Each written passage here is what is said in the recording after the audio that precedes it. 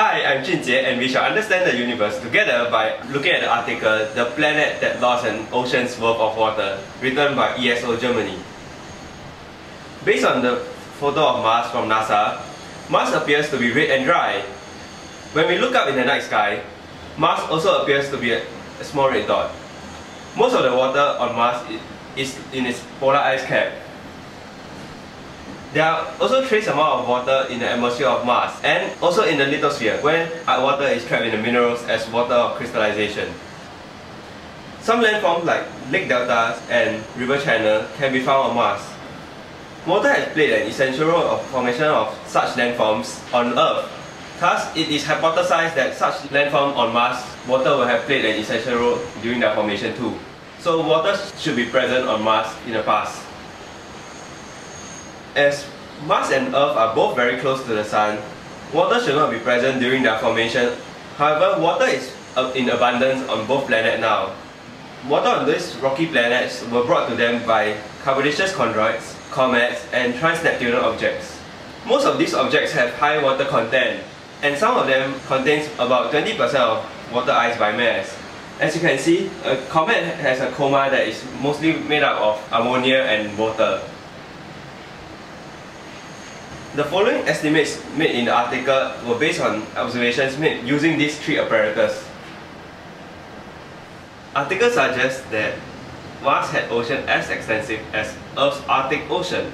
About 19% of Mars used to be covered by 20 million cubic kilometers of water.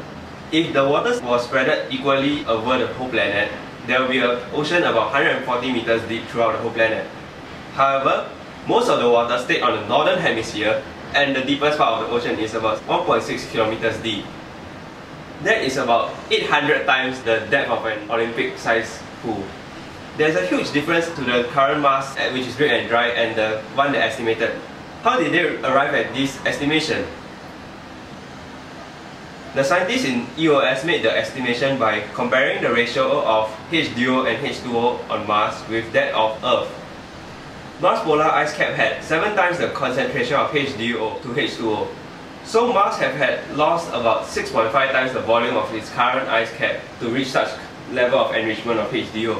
After that, they calculated about 20 cubic kilometers as the original volume of Mars ocean. Deuterium is an isotope of hydrogen which has an extra neutron in its nucleus. So for easier identification, I'll be using the purple ball for deuterium and the white ball for hydrogen. As H2O has higher mass, it will be less volatile. And when water gets heated up by sunlight, H2O will be less likely to evaporate compared to H2O. So H2O will be preferentially evaporated.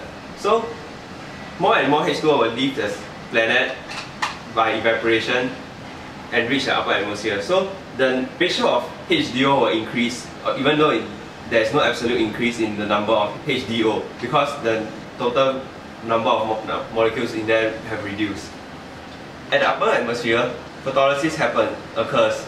Photolysis is the process of decomposition of water into hydrogen and oxygen atoms when the photon of light hits them and the bond between them breaks. So they will be broken into their constituents like this.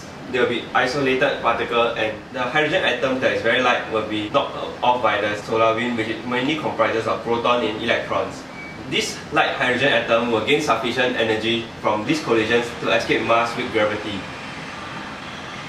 To summarize, less deuterium is lost to the space as H2O is less volatile, and when more water is lost from Mars, ratio of H2O and H2O will increase in the water that remains. So now I'll move on to the impact of this article. With Mars having such large volume of water in the past for extended period of time, there may have been life on Mars before. It could even be potentially be habitable in the past. Furthermore, many landforms on Earth can be found on Mars too. Subsurface lakes could also be present too on Mars, as they have been found on Earth too. If such lake exists, there may have been precursor of life like amino acids or even DNA fragments found in those lakes. There could even be life like bacteria or even extremophiles found in those lakes, but they will most likely be bacteria and even simpler life forms. With the potential to harbor life on Mars, the future space mission to Mars could be focused on digging deeper into Martian soil and looking for either fossil evidence or groundwater of Mars. And I have some personal thoughts after reading this article. As Earth is more massive than Mars, hydrogen is lost at a slower rate than Mars at about 3 kg per second. As Earth is very massive, it's not a very significant ratio, and eventually Earth will lose so much hydrogen that Earth will become like Mars, becoming dry and barren.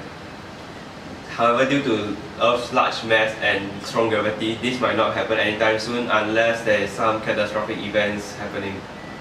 So, on that note, thank you for your attention and hope you understand the universe better with me.